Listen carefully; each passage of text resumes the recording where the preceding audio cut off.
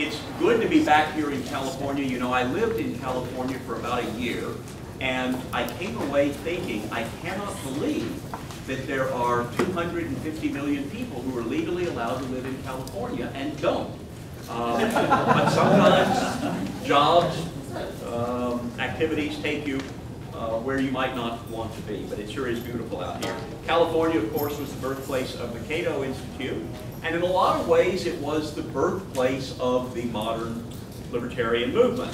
It was the birthplace of the first national libertarian student group, Students for a Libertarian Society. I hope Students for Liberty will be more successful in staying around longer than Students for a Libertarian Society did. You might say that, you certainly could say that California played a crucial role in one of the quasi-libertarian high points in American history, which was the Goldwater campaign. Goldwater winning the California primary is really what made him the Republican nominee for president and allowed him to go down to the greatest defeat in American presidential history. But he did enunciate a lot of ideas that were pretty libertarian and galvanized a movement that took a while to develop. California, Southern California in particular, was the home of John Hospers, the first presidential nominee of the Libertarian Party. It was the home for many years of Ayn Rand. California was where the first high-profile Libertarian Party campaign originated, I think, when Ed Clark ran for governor of California in 1978. I was his campaign manager, I think. I was only out here for a couple of months, but I had a great time. The office was up in San Francisco, but Clark lived here in Los Angeles, and I spent a good bit of time here. That campaign got about 5.5% of the vote and really made a lot of people think the Libertarian Party might have some real potential. The 1979 Libertarian Party Presidential Nominating Convention was held here in Los Angeles because it was perceived to be the place where you would get the most libertarians to show up to a convention more than any other metropolitan area in the country. And Clark then was nominated, so you had a California, a Southern Californian running for president. And one of the high points of his campaign was a project called Alternative 80, which was a sort of celebrity broadcast from Los Angeles with Clark and some other speakers. The celebrities we had, none of you would ever have heard of, so I won't bother listing them, but at the time it seemed like a great idea. And also, in today's world of instant mass communications and cable television, and anybody can broadcast their own convention, and you're talking to your friends in Hong Kong over Skype, you may not realize what an incredible thing it was to us to discover that there was a technology that would allow us to run an event in Los Angeles that could be broadcast over some satellite system to Holiday Inns across America. And then we could arrange for people to go to their local Holiday Inn. And so we had a national rally a week or so before the election. All of that is part of California's contribution to the modern libertarian movement. When I give speeches to libertarian students in Boston, I talk about the American Revolution. You didn't have that out here. You did have the birth of the modern American libertarian movement, and that is also part of the American heritage of freedom. We are approaching, in a few weeks, the anniversary of one of the most stirring events in American history, America's history of fighting for freedom, the Boston Tea Party. And we all learned about the Boston Tea Party in grade school and high school, and it's a great story. The revolutionaries dressing up like Indians, actually they weren't revolutionaries at the time, they were just patriots, and dumping the tea in the harbor. But do we learn in school why the American patriots did that? Why did they dump the tea in the harbor? Were they just vandals? There's a book by a distinguished professor that got a lot of gushing reviews a few years ago that says they were just paranoid. The book is Unnecessary Evil, A History of American Distrust of Government by Gary Wills of Northwestern University.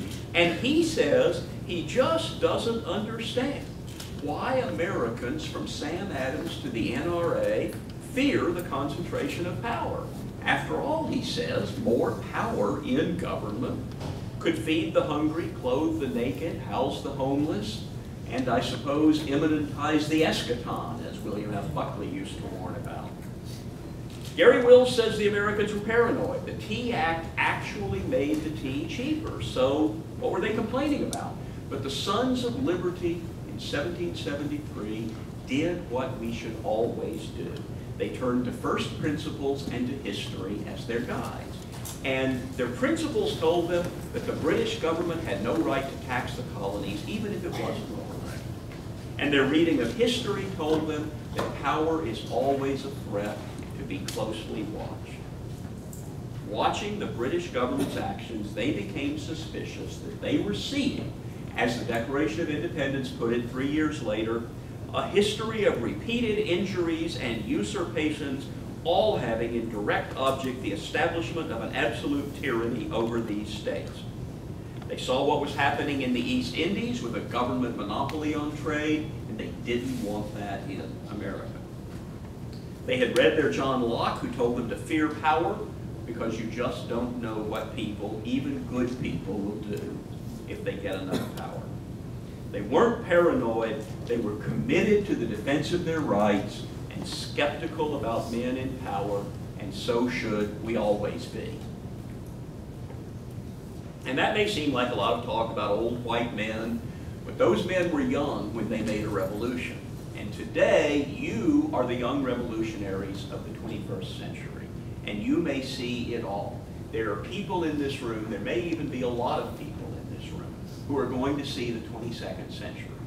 And what that means is that you have all the advantages of youth as you set out to launch your commitment to freedom. Energy, enthusiasm, radicalism, the ability to take a long-term perspective, because you're going to be around a long time to work on this. I remember the first Libertarian meeting I attended when I was a college student, and somehow I had the idea, you know, these crazy radical libertarian ideas, legalize drugs, abolish taxation. Only young people could hold such ideas, right? Only college students. I had some dim notion, dim awareness that there were people like Ayn Rand and Murray Rothbard who were old and they held ideas like this, but in terms of real people, it just seemed to me, only young people can do this. So the first Libertarian meeting that I went to off campus in Nashville, Tennessee, the first guy I met was pretty old. Turned out he was, I would guess now, he was about 40 years old, but he seemed old at the time. And so I was surprised, gosh, somebody that old could hold radical ideas? And then a young woman came up to him, and she was what we called at the time a hippie chick. And that seemed more like what I would expect. But what she said to him was, where are my parents? Have you seen my parents? And I learned pretty quickly that her parents, who at the time seemed to be very old, but I now realize were younger than I am now, were the leading libertarians in Tennessee. Mr. and Mrs. Carden, I never called them anything but that, had been studying liberty, talking about liberty for many years. And Mr. Carden told me a story once. He was a lawyer who had gone to night school, worked in private practice. He actually had been the Republican nominee for a statewide judgeship, but that's kind of because back in those days, Republicans didn't have many candidates for office in Tennessee, and so it wasn't that hard to become one if you were a reasonably articulate and civilized fellow. But, so he was a lawyer in private practice, and he was a religious man, a family man, always held a 4th of July celebration at his house. So a conservative man in a lot of ways. But somehow he got hired to defend a theater owner who wanted to show a pornographic movie in his theater. There was a movie that some of you may have heard of called Deep Throat. And back in those days, you couldn't get pornography in your dorm room. You couldn't get pornography in your classroom. I don't know what it's like right here at this college, but I assume at many colleges, students who are looking at their professor are also looking at pornography. But you couldn't do that back then. Back then you had to go to some seedy, sleazy theater if you wanted to see pornography. And Deep Throat was like a big deal because they actually spent hundreds of dollars making this film. So it was very famous. So Mr. Carton told the story of how he got hired to defend the right of the theater owner to show this film. And as I recall, he said to me, to a group of us young people, I stood up and I made my opening argument about the First Amendment. And then they turned the lights out, and I walked out of the room because I don't watch movies like that. And 90 minutes later, I came back in, and I turned to the jury and I said, I believe you are the only 12 people in Nashville who have been forced to watch this movie. And apparently that worked. The jury allowed the showing of the movie. So I've always remembered and been inspired by that story. This was a man who was willing to stand up for the right of other people to do things he didn't want to do, didn't really even approve of, but he thought they had a constitutional right to do that. Friedrich Hayek talked about the time he got the Nobel Prize when he was an old man. He was interviewed and he said, when I was a young man, only the very old men still believed in the free market system. When I was in my middle ages, I myself and nobody else believed in it. Surely that was an exaggeration, but it's the way he remembered it. And now I have the pleasure of having lived long enough to see that the young people again believe in it, and that is a very important change. And he really was talking about the revival of the Austrian economics movement and the libertarian movement in the 1970s, toward the end of his life and the time that he got the Nobel Prize. And there was a flourishing of the libertarian movement then, and it continued in a lot of ways, but there wasn't for a long time much of a student movement. And in the last 5 years, there has been a remarkable revival of libertarian student activism. I'm very proud to have been the first speaker at the first National International Conference of Students for Liberty 5 years ago in New York City, and to have been part of their international conferences ever since. And I'm glad to be here.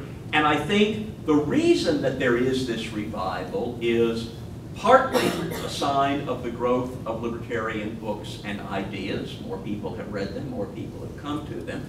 Partly a result of the actual entrepreneurial activities of specific people, because ideas don't happen on their own. People have to actually do something. They have to start an organization, they have to hold an event. That's how a movement gets started. But also a response to government growth during the Bush and Obama years. There's a reason that a lot of libertarians came together in the 1970s during the era of Vietnam, Watergate, and stagflation, when the government was demonstrating that it could not manage anything properly. And there's a reason that in the Bush-Obama years we've seen a revival from the Tea Party to Students for Liberty to Young Americans for Liberty, the Ron Paul campaign, all of these in response to the ways government is engaging in malfeasance today. And because of all of that, there is a common theme among libertarians, which is we're losing our freedom year after year. We quote Thomas Jefferson, who said, "The natural progress of things is for liberty to yield and government to gain ground." And we read books with titles like Freedom in Chains, Lost Rights, and The Road to Serfdom. And it's easy to see why it seems to us that we're losing our freedom year after year. In many ways, government is getting bigger and bigger. Just look at the Obama administration. And I could have given a very similar speech, and I did, during the Bush administration. But now we are sadly in the midpoint of the Obama years, so we're talking mostly about Obama. What do Obama and his colleagues want to achieve? Well, I see three things they want. Number one, they want your money. They have lots of plans and they want you to pay for them. According to one Wall Street Journal article, they are literally, quote, flipping through the tax code looking for ideas. They're talking about everything from raising the Medicare tax to imposing new taxes on beer, wine, liquor, soda, cigarettes, mileage, tanning, cell phones, gifts. I look at that and I think they're just thinking of Clark. It's going to be a disaster for him. There are many theories of taxation. There's the T-Booth theory and the Hall-Republica theory and all these things. But the one that seems to explain the policies of the Obama administration is one that I like to call the Mikulski principle, because it was most clearly enunciated by Senator Barbara Mikulski on the floor of the Senate when she said, let's go and get it from those who have got it. That's their theory of taxation. And you know, in this context, the huge deficits that they're running up are not a bug, they're a feature. The deficits create a crisis that allows them to spend money and therefore create the need for tax revenue. But even all their tax increases will not give them the tax revenue they want and need to pay for the bailouts and the entitlements and all the projects that they've got. So that means that we are in for what Pete Bettke calls debt, deficits, and debasement. They're going to have to debase the currency because they won't be able to raise enough money for what they want to do. It was a good idea to get science and democracy from the ancient Greeks. It's not such a good idea to get fiscal policy from the modern Greeks. But even more than money, they want control. They want power. They want to make your decisions for you. President Obama complained on one of the Sunday morning programs, my critics say that I'm taking over every sector of the economy. So I went and looked it up. Well, he's right. It's not every sector. It's just healthcare, energy, local schools, banks, insurance companies, automobile companies, compensation at financial firms, newspapers, and the internet. And he hasn't achieved all of those, but those are the ones I could come up with that he was trying to take over. His ambition is to dramatically expand the size, scope, and power of government. He seeks to use money we don't have to bring local schools, healthcare, and energy under the direction of Washington. When he campaigned in 2008, Senator Obama criticized President Bush's abuse of executive power. But now, as president, he kind of likes those powers. He's pushed to extend all the powers of the Patriot Act. He is affirming and consolidating the surveillance and detention policies he inherited, making them more likely to endure. He criticized the Bush administration's position that the president has the authority to arrest and incarcerate American citizens on American soil without access to a lawyer or a judge. And then as president, he asserted that he has the authority to assassinate American citizens without review by a lawyer or a judge. And when asked on what authority, he said, we have a legal document demonstrating why the president has that authority, but that document is a secret and I can't show it. Outraged that Congress won't pass his entire agenda, Obama is using executive orders vigorously.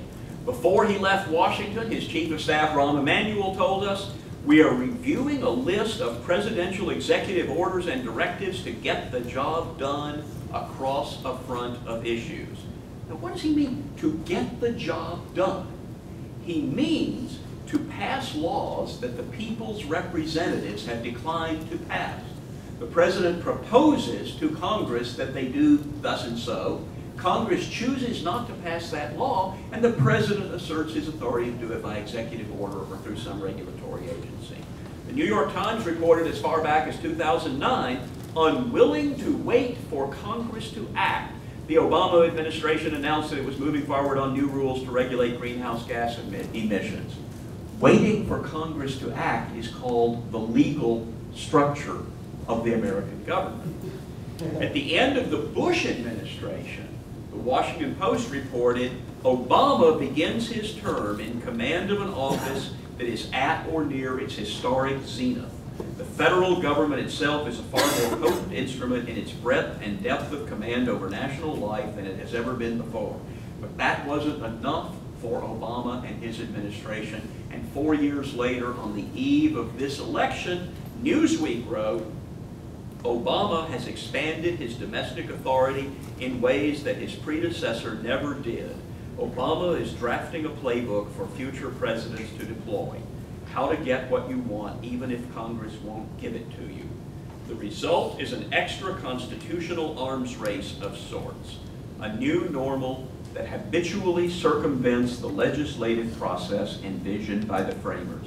That's Newsweek telling you that the president is circumventing the process envisioned by the framers. Back in the Clinton administration, one of President Clinton's aides put this very succinctly. Stroke of the pen, law of the land, kinda cool. That's why they threw the tea in the harbor, so that that sort of thing would never happen in America. They want money, they want power, and one more thing, they want you. They want to make your decisions. They want you dependent on the government. George Will made this point recently. Dependence on government is not an unfortunate corollary of what they are advocating. It is their agenda. They want to destroy 401ks so people will be dependent on the government for their retirement.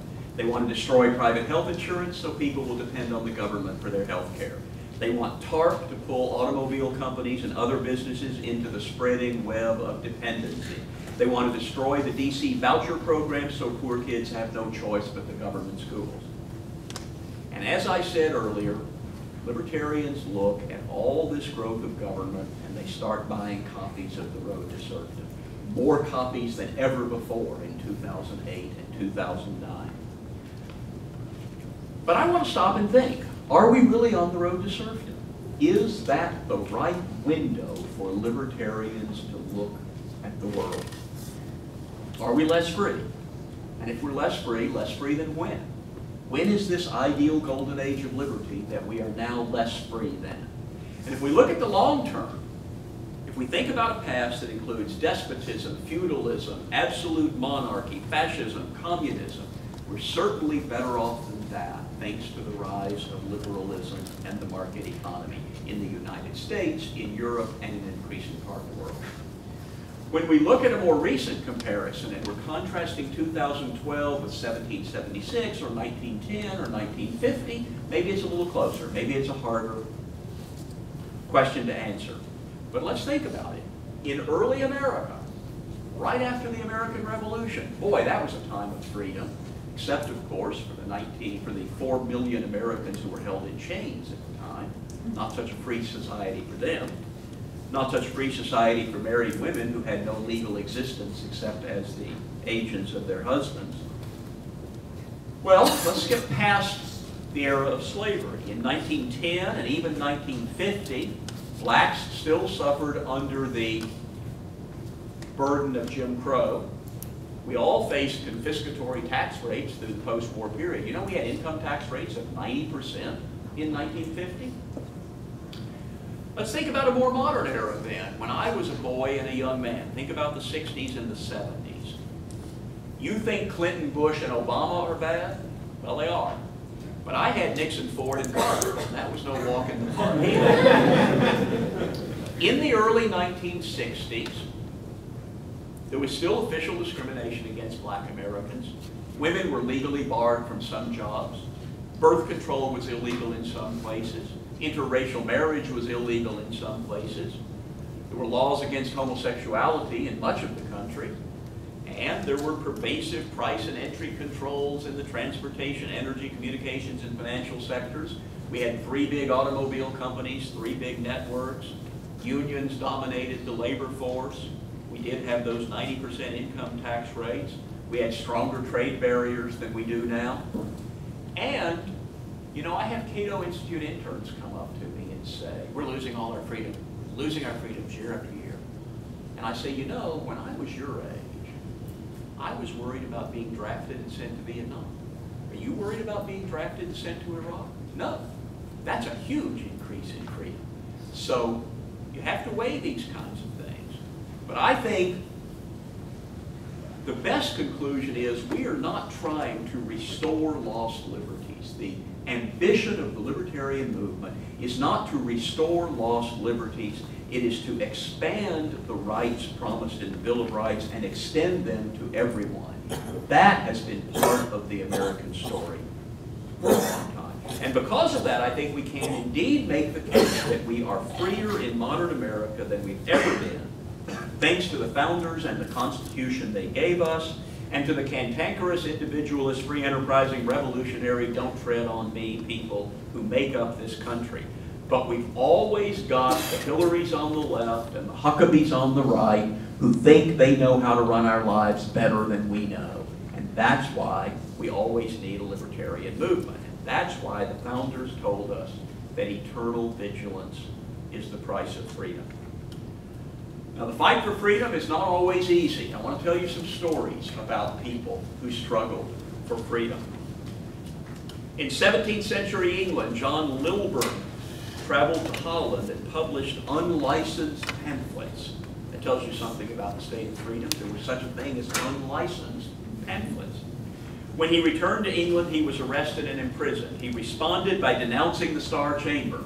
He had not been charged with any crime, he said, so he would not answer any questions or pay a court fee. The Star Chamber nevertheless fined him for something and ordered that he be dragged 2 miles behind a cart. Along the way, his bare back was lashed with a whip 200 times. Then he was put in a pillory and then imprisoned for 4 more months. Eventually, he spent most of his adult life in prison.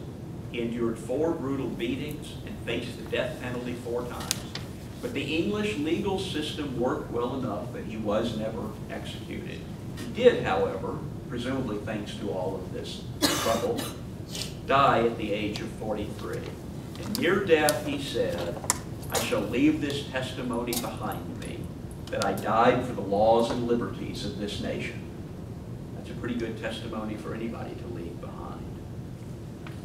Let me skip forward 300 years to a Saturday morning in the summer of the year 2000, when 8 young people met in a shabby apartment near Beijing University. They started a study group to debate the need for political reform in China. Some were students, others were recent graduates, not one was over 30. One of them was Yang Zi Li, a computer whiz, who was inspired by reading Václav Havel and F.A. Hayek. And on March 13, 2001, just a few months after they started the group, state security detained 5 members of the group, including the young Hayek fan Yang Zi Li, and he spent 8 years in jail. His friends served 10 years for writing essays on political reform. Another young man who we actually feel more of a personal connection with at Cato, Bill Maher, he came to a Cato Institute conference in Cairo on blogging and the cause of freedom. He was 21 years old. Not long after this, well, he'd already been blogging. He started blogging about the ill treatment of women and of Christians that he saw in the Muslim world. And after just 2 months of blogging, he was arrested, blindfolded, taken to prison, eventually sentenced to 4 years in prison, 3 years for contempt of religion, and 1 year for defaming the president of Egypt. The defamatory thing he said about the president of Egypt was that he was a tyrant. And I guess he showed him. He did get out after 4 years. That was not long before the Arab Spring. And instead of doing the rational thing that any smart person would do and get the hell out of Egypt, he stayed. And he got involved in the Arab Spring. And hopefully he is still free and able to participate in that process.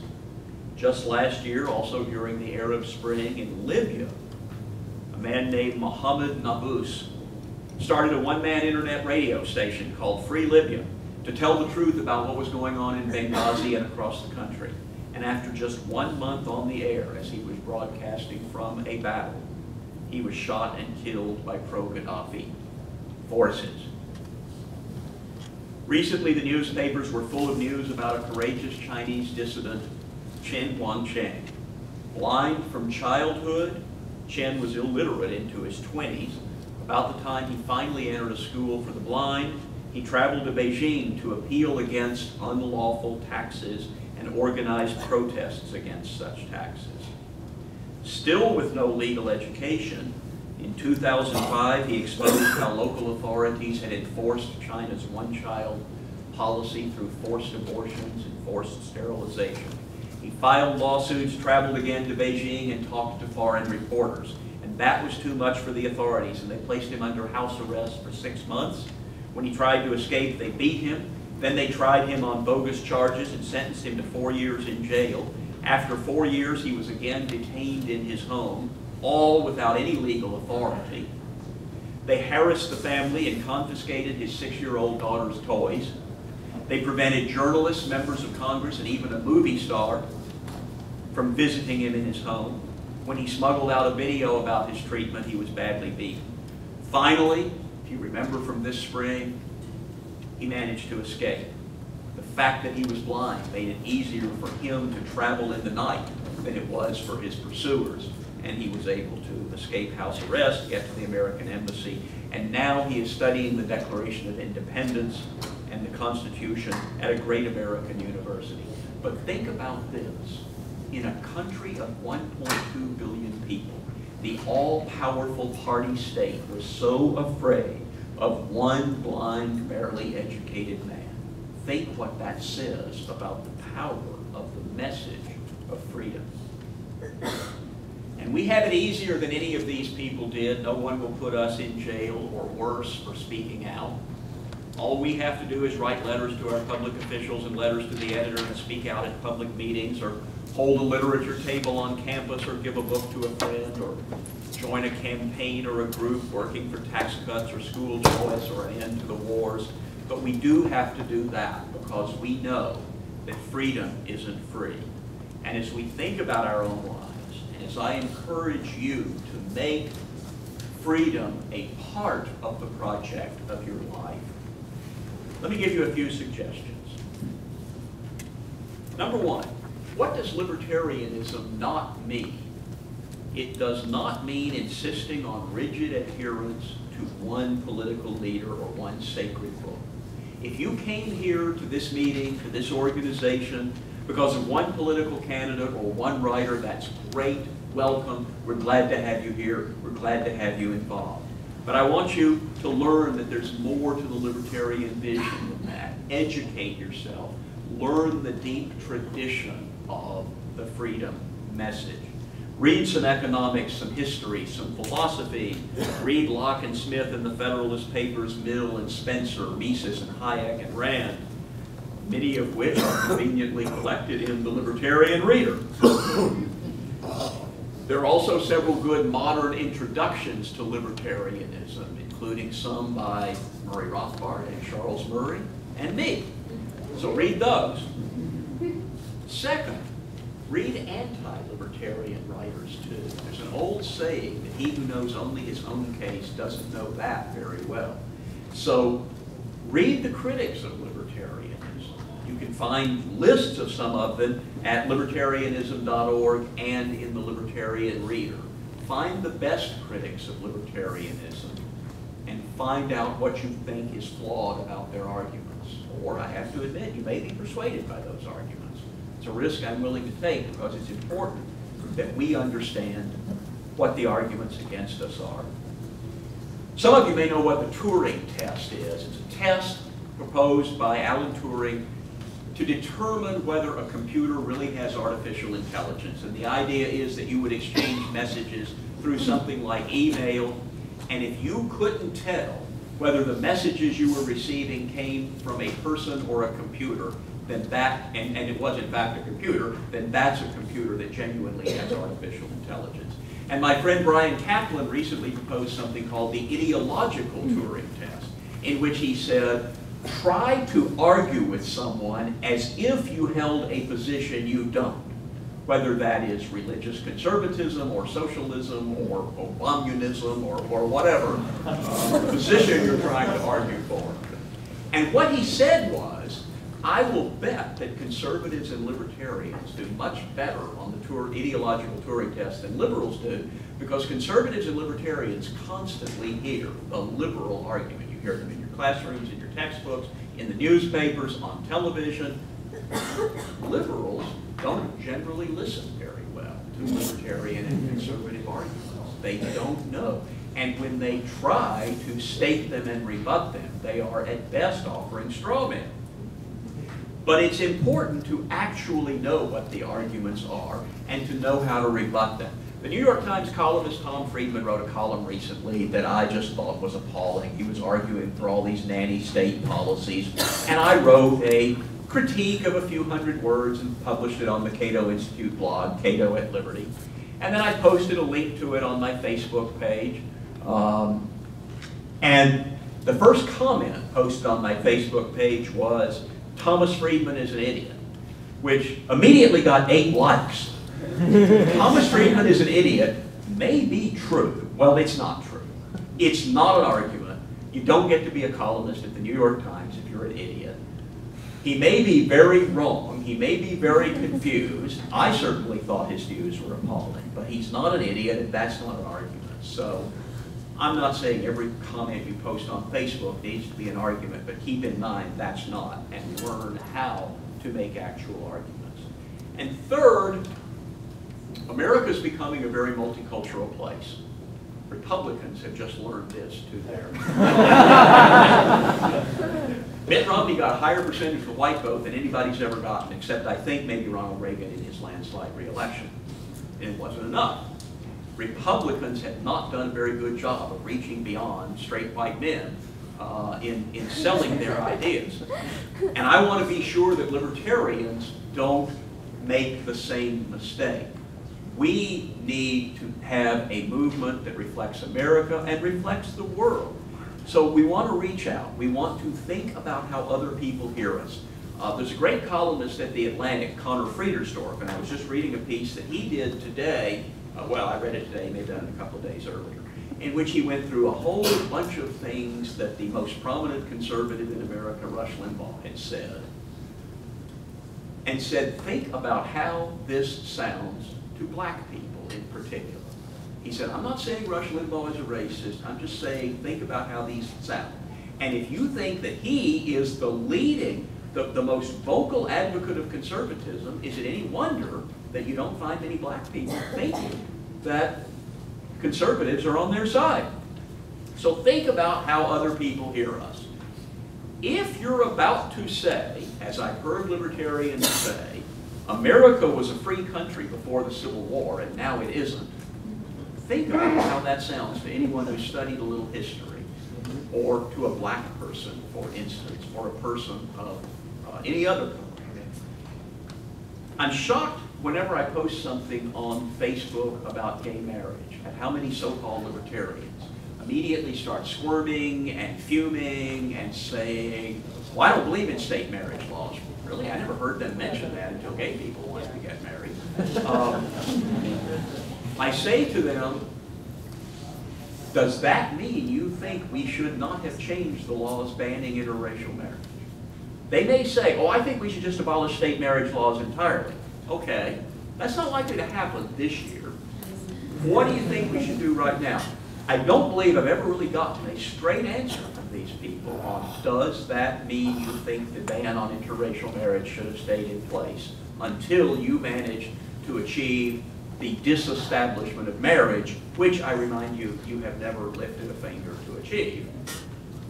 I don't get a straight answer, but I'm just saying, think how that sounds to people who do believe in equal rights under the law. It looks like people who don't care about anybody's rights except their own. A friend of mine wrote a column recently saying, maybe instead of the don't tread on me flag, we should have a flag that says don't tread on others. Make it clear that it's not just about me, it's about everybody's rights, everybody's freedom. So think about that. All right, in closing, I want to say, my friend Brian Doherty wrote a book, Radicals for Capitalism, a freewheeling history of the modern American libertarian movement. And it's a very long book. He says a lot of things. But in particular, he makes two arguments that might seem to be in some tension. One, that libertarian ideas are radical. They go to the root of the problem. They propose fundamental change. And second, that libertarian ideas are deeply rooted in Western civilization, which now runs on approximately libertarian principles. Can both those things be true? Well, I think they can. I think, in fact, libertarian ideas are radical. They may in some ways be the most radical challenge to the powers in the world that there's ever been. And yet, it is true that the libertarian argument, which was earlier just known as the liberal argument, liberalism has achieved so much success in the United States, in Western Europe, then in the rest of Europe, then in more parts of the world, that it is in a way fair to say the world, at least Western civilization, now runs on approximately libertarian principles. Property rights, markets, the rule of law, freedom of religion, freedom of speech, freedom of the press. We could spend all night pointing to the exceptions to each one of those. But compared to the world before liberalism, a world of hierarchy and status, of the union of church and state in much of the world, a world of mercantilism, not markets. In all of those ways, liberalism swept away the ancien regime, the old rule, and substituted rules of liberty. And libertarians were part of that entire movement. Libertarians were that movement. Liberal is just a word that means libertarian. It's just because it got changed, we had to come up with a new word. So now we say libertarian. But liberals are what we were, what we still are, really. And that is a record to be proud of. We have been fighting ignorance, superstition, intolerance, privilege, and power for centuries. It's a record to be proud of and a record to build on. I was asked once by some skeptics about libertarianism, what was the most important libertarian accomplishment ever? And I thought for a minute and I said, the abolition of slavery. Okay, they said, name another. I thought the abolition of slavery was pretty good. If you claim credit for achieving the abolition of slavery, you get to retire. But they said, no, name another one. So I thought a little more carefully and said, bringing power under the rule of law. That's the fundamental liberal achievement. From the beginning of recorded history, the world has been about power. Some people wanting to hit other people and take their stuff and give them orders. And law has been the alternative to that. And sometimes we think of laws, we don't like laws. We don't like being told what to do. But much of law, in its deepest sense, is controlling power. It is setting rules. That's why we say the rule of law. And it isn't enough just to have any rules, but to start with rules that constrain what the king can do, what the pope can do, what the parliament can do.